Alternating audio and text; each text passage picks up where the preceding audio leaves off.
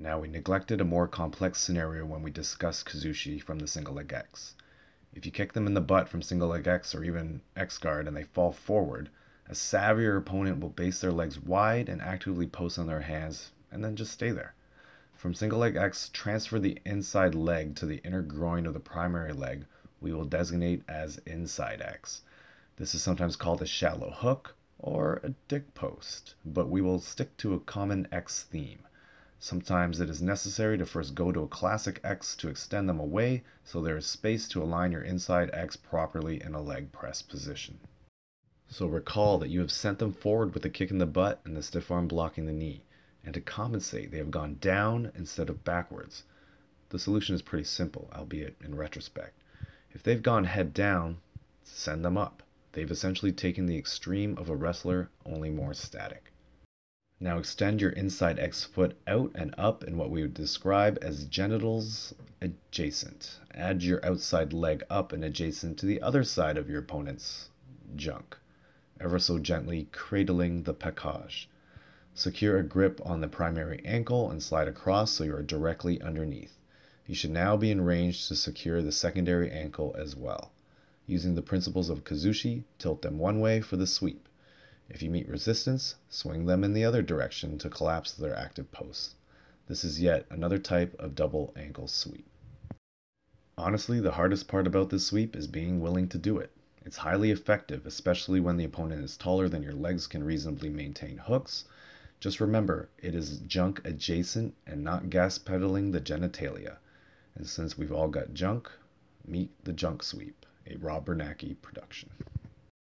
The runner is our final extreme archetype. The runner is often fast, agile, and determined, the exact opposite of the kneeler. They are often lanky and tall. They try and go around the guard with blitzes, jab steps, deflections, and misdirection. Common passes of choice include X passes, throw-bys, long steps, and secondary Toriando and float passes. They don't often camp, but when entangled will active post. By approaching passing from higher up, it is easier to quickly transition to open gaps, dynamic controls, and launch new attacks. Their posture is out of reach, and their structure can escape with a wider margin for error since they are able to posture up. But we've already witnessed the shortcomings of the runner. When entangled, they are very susceptible to their narrow base and are often open to double ankle sweeps and leg attacks. It is also hard to pin their opponent because they're so high up, and it is extremely energy exhaustive, requiring endurance and leg dexterity. But it has been a very successful strategy. If the kneeler gives up structure and the wrestler gives up posture, the runner gives up base. You need to exploit the fact that they will have a tendency to be a tree trunk. The key is to not just let the runner walk you down. Sometimes they will simply run at you with their shins shielded to prevent a leg entanglement in the hopes of forcing a float style pass. By falling to your back, you simply conceded this range, especially in no-gi, where it is difficult to make grips once already in a supine position. I'm not even exaggerating. One of my top training partners, Rory Van Vliet, used to do this to me all the time. You can follow him on YouTube at RVVBJJ for great content. In this uber simple but strangely common scenario, use the shins of your butterfly guard as shields and quickly wrap the legs with both arms. Rock to your shoulder while trying to fall to the side where your face isn't going to smash into the ground, and then quickly come up into base. This is essentially another technical tackle, but involving both legs. You could call it a double leg takedown, but there's a lot more technical details to the actual double leg from standing. Since the runner attempts to take posture out of the equation, they have a tendency to become stiff and tall like a tree when avoiding entanglements or tired. If stationary for too long, they become susceptible to two of the silliest double ankle sweeps imaginable. The idiot sweep was made popular by Marcelo Garcia from the seated guard. You basically sticky foot both ankles and shove their kneecaps, and they fall over. The other we will call the reverse crab ride from the supine guard. Yes, most gyms refer to these as butterfly hooks, but let's reserve that term for elevating movements instead of hooking. While some will be able to just grab both ankles simultaneously, if you can't reach, secure one leg first and then oblique crunch to the other side to collect the secondary leg. A great way to slow down the runner is to establish a shin-to-shin control where you target a primary leg by essentially gluing your shin to theirs on a slight angle. Your near side arm will wrap elbow pit deep and your chest will glue tightly to their leg, leaning forward slightly. Keep your head level, cheek tight to avoid guillotine type attacks. It's also important to keep your shin strong at a roughly 60 to 70 degree angle perpendicular to the floor. Avoid flaring it out lazily towards the ground, or you risk the passer just driving their knee into your chest or stapling over it with their shin and then driving you to your back with tremendous weight. Shin to shin is most effective while maintaining control of the passer with some sort of grip on the arm, preferably a 2-on-1 double down grip. Controlling the cross arm in particular is incredibly powerful, but the near side one will suffice as well. When in control of an arm, it is possible to use a butterfly sweeping motion of rocking in a slight arc to your shoulder. The cross-arm control is very powerful, and the opponent will often just fall over. This comes with a word of advice, though, for the potential victim: be careful. If you're about to fall, tuck your shoulder in and accept it. I've seen many injuries caused by fighting the sweep when it's too late, and shoulders being slammed into the mat, especially with gi variations. With near arm control, the opponent will likely post their free arm, and you will have to use your secondary arm to collect the ankle and transition into a double leg tackle. When in doubt, technical tackle, even in the case of cross arm control and an opponent with gifted balance. Also, you may need to stiff arm the secondary leg if you feel threatened by an aggressive step in when you have near side arm control. If you lose control or enter shin to shin without arm control, you need to block the secondary leg from stepping in with a stiff arm. This is crucial. Stay tight to the primary leg. Rock straight back, not to the side. Again, rock straight back. This is to get them to post both hands to the mat. It is vital to keep their knee off your chest, or at least the vast majority of their weight. While hugging the leg, pump the lower half of your leg up like a car jack, but do not kick the whole leg. There are two likely outcomes from here, including a double leg tackle where you wrap both legs like in the previous lessons and come up to base for the takedown. If you struggle to get up, it is likewise possible to transition to a single leg X by pulling their leg off your chest and kicking through. Don't forget to move your torso and use your arms to clear a path to improve your ankle. Incidentally, this is also how you can clear an early threat of the guillotine control. As alluded to earlier, don't rock to the side trying to butterfly sweep when you don't have arm control, or you risk becoming susceptible to a knee cut across the shin. Stay a ball and rock back. Too often we see people detach their chest from the opponent's thigh, and they end up getting pinned as the opponent drives their knee into this space or struggle to even topple the passer. And it's worth pointing out again that this situation uses a mechanical jack. Avoid kicking your whole leg out, or their knee has a chance to drive into your chest and pin you, and it will not feel pleasant. According to Rob Bernanke of Island Top Team, a conceptual approach to teaching helps develop an adaptive algorithm for problem solving during dynamic grappling exchanges. He also describes jiu-jitsu as a game of base posture and structure. These three factors make up your alignment and give each person a default hypothetical score of 3 points. In every grappling exchange, your goal is to preserve these 3 points while taking away your opponents until they are in such a compromised alignment that you're able to pin them and hopefully submit them. So when grappling, think about constantly hunting base posture and structure and being mindful of your own. Of course, a good opponent won't just let you do what you want. They will resist, and it is necessary to change your tactics depending on the archetype they are presenting. The kneeler gives you structure to attack, the wrestler gives you posture, the runner gives you base. As soon as the wrestler or runner becomes a kneeler, use kneeler strategies like the ones we introduced in part 1, as well as the seated butterfly options we explored at the beginning of part 2. As soon as the kneeler becomes a wrestler, snap on that collar tie and see what they transform into next. That's your window of opportunity.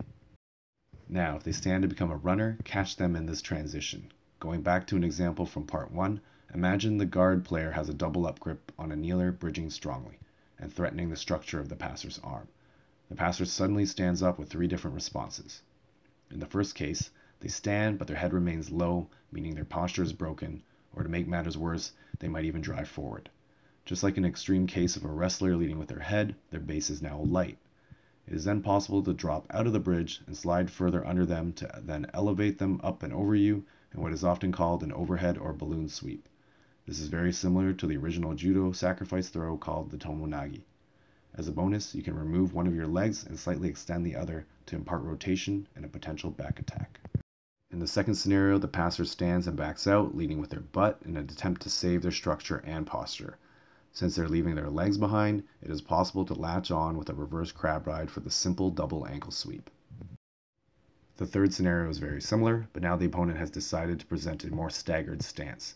They posture up high to weaken your double up grip, but since they've made themselves tall, they are now vulnerable to what is often called a tripod sweep. The lead leg is targeted as the primary leg and the ankle secured. Meanwhile, the near side leg acts as a counterpoint on the hip, while the other foot hooks behind the knee pit of the secondary leg. A push kick on the hip while sliding down to the Achilles of the secondary leg completes the double ankle style sweep. The athlete is our fourth archetype, but it isn't an extreme. It is what every passer strives to be: balanced, adaptive, mobile, and most importantly, efficient. The athlete stays in an athletic stance, meaning slightly bent knees ready to sprint, sidestep, and squat. An athletic passer will use an entire repertoire of strategies and techniques, like pinning the hands, leg deflections and stacks, head snaps and grabs. They go around, through, and over the guard, looking to use the right pass for the right set of conditions. Basically, they do not give up a piece of their alignment for one kill shot. The only con is that not everyone can be an athlete. They aren't necessarily blessed with a full set of attributes like strength, speed, power, and agility, or can't sustain this for long enough. And I would be remiss if I did not give a shout out to one of the earliest and most gifted athletic passers, Fernando Terrere. So how do you stop the athlete? The typical solution is just get better, learn more. If we go back to the previous example of the tripod sweep, an athletic passer will actually look to clear the foot off their hip by hip heisting or driving their hip forward while trying to remain in an athletic stance. The response to this is to concede and transition to a leg entanglement. You aren't going to be able to stand up or get up, so entangle a leg. Like before, you can transition to single leg X, but the space between could very well be blocked, and you will need to transition to a half guard like the De La Hiva. Unfortunately, we won't introduce that until your sophomore year, and that's part of the problem. You won't necessarily know the right response at a specific time. So you're screwed, right? Yes and no. You could just guard recover, which we'll explore in the next unit, until the athlete gets tired and makes a mistake. Or a more practical response would be to attack their base posture and structure until they provide you with a window of opportunity. In other words, turn the athlete into one of the extremes, and we will explore some of what we call engagement strategies in Unit 4. But always remember, there's no ultimate solution when you are losing, and guard is a losing position. Even technical prowess has its limitations when faced with overwhelming athletic differences. That's why there are weight classes, and only some people ever make it to the NFL. And just as a final bonus example, when faced with the classic X guard, an athletic passer will attempt to clear your top hook off while trying to pin you by driving their knee down into your chest. They will then attempt to backstep to clear your frames. You can't hope to extend them away or sweep them in either direction. So what do? Your only recourse is to use the Kazushi concept and hit the most handsome sweep on earth. Since they're driving forwards and down, extend them up and over you. Remove their posting arm and perform a back roll. This was first demonstrated by Clark Gracie in the gi. In no-gi submission grappling, being in a supine position on your back with no pre-established grips is a pretty defensive push-push type of scenario. In gi, however, it is possible to establish meaningful grips when your opponent looks to make a grip of their own. The spider guard is basically the gi version of an open shell guard, but with far greater potential to pull. While in the supine position in gi, there are two main types of grips to establish. You will either grab the typical double sleeve control or a lasso variation with a frame on the shoulder, until you are able to secure a second grip. A single sleeve grip isn't secure enough to reliably maintain the spider guard. Your feet can be placed on any stable platform. A very common one, only available in the gi, is the crook of the elbow or the elbow pit, where the blade of the foot is wedged into the biceps insertion. The sleeves being pulled while the leg is extended is a very powerful counterpoint, which then allows the guard player to pivot and create angles of attack. Here's a simple drill where you bridge and alternatively extend your legs to create a pivot. Home base really depends on the opponent's chosen posture and angle of attack. If the opponent is on their knees, the feet can frame and base on the opponent's hips like our typical shell guard, before then migrating one by one to the biceps insertion. You can then transition to a lasso grip and placements of the foot on the shoulder or thigh when the opponent switches to a wrestler's combat base. Lastly, the floor and biceps combination when the opponent stands is a great option as well to generate Kazushi, especially if you have shorter legs and can't continue to play on the double biceps. Spider guard is most effective versus the kneeler and wrestler. Some common sweeps include the scissor sweep versus the kneeler, using a sticky foot lift as well as lasso versus the wrestler, and transitioning into double ankle sweeps versus the runner, which was made very popular by Leandro Lo. There are many resources available on the Sparta Guard, like John Thomas's excellent videos. Perhaps the only significant contribution we might make on the topic is by briefly discussing grip management. Clear your opponent's grips early on by pulling and kicking your legs straight and finding new stable platforms. Try to avoid opening out to the side too much and risk giving them a preferred angle of attack. Spider guard can be brutal on your fingers. Learn to let go of grips that are about to be stripped and simply form new ones. For example, if someone is about to perform an explosive grip break, like Keenan's wrecking ball pass, simply let go and transition to a new control. Similarly, if your grips are about to be broken by someone diligently looking to pin your legs, access grips that are softer on the hands, like the powerful collar grip. And in general, when using double sleeve control, try and angle your knuckles so that they are always trying to pin your opponent's hands down and away from their core to weaken their structure. Lastly, we highly recommend taping your fingers, which will essentially function like a soft cast. And last but not least, here is a vocabulary review of the major concepts, movements, and controls explored in Part 2. And just as a sidebar, we should probably bring up this unfortunate topic. When we discuss leg entanglements, there's always the looming discussion of reaping. Ooh, scary word. Under IBJJF rule sets, so most tournaments, it is illegal to reap the knee from guard. You can snap on a crippling spazzy wrist lock, tear someone's rotator cuff, or jump your fat ass into someone's knee, but God forbid your foot cross someone's midline from guard. And that's what a reap is. It's when the foot of your clamping leg goes across somewhere along the midline of the body. If you do this on top, it gets a little more confusing, and legality has a lot more to do with how you're gripping the legs, but yeah. As you can see, the victim in our photo is in dire pain and will need surgery immediately, and that's all we'll say on this topic for now. Well, okay, fine. There is a gray area. Consult your local magistrate, but your leg might be able to cross the midline quite flagrantly if you do not have an ankle lock grip below the knee. So hugging the knee and rolling inside could be legal, in theory. But I will not be held responsible should you be disqualified as a result. And here is a simple drill you can use to help improve your shearing control from single leg X. Note that in reality you would have your secondary arm extended out to post on the knee of any encroaching leg. This is just to work on elevating into a bridge and latching on.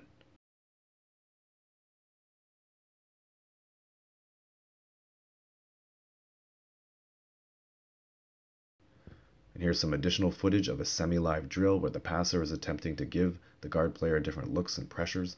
The goal is not to pass, but active posts and make the guard player work. It is essentially a muscle memory exercise, as well as a chance to test adaptation and improvisation.